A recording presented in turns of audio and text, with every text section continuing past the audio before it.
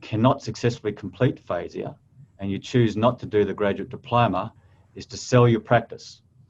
And hence the reason why we've invited Kris Martin with us today. Kris is a practitioner here in Brisbane. He's been managing his business, KDM Financial and Estate Planning and MT Wealth for 18 years. And Kris has established a very, very successful practice.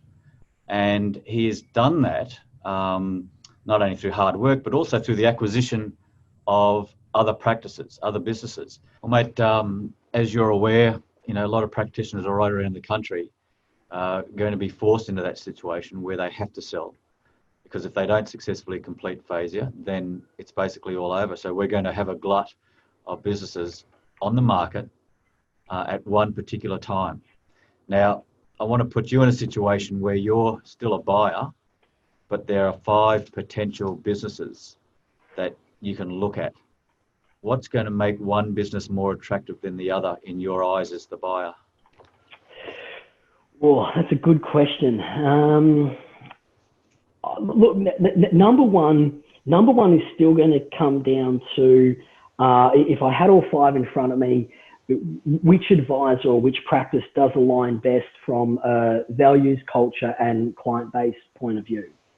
That's always going to be number one regardless.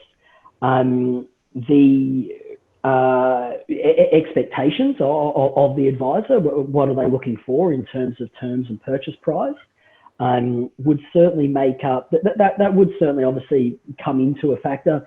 But even that would depend a lot on, the size of the practice and the type of the practice and the makeup of the practice. Because actually one thing I'll note is that a couple of years ago, when we started talking to NAB on the finance front, they wanted us to start leaning, because at that stage our practice was roughly 75–80% risk insurance renewal and the rest of it ongoing fee for service. And they wanted us to really start moving away from risk insurance and more into ongoing advisor fee. So now that we're getting closer to about 55% risk insurance, it's changed the way in which we view practices, I suppose, a bit as well. I don't really want to look at practices, I suppose, that have a greater than 50% revenue that is risk insurance trailed. So that would also come into one of those factors for sure. Final one would be timing. So timing's definitely a big one.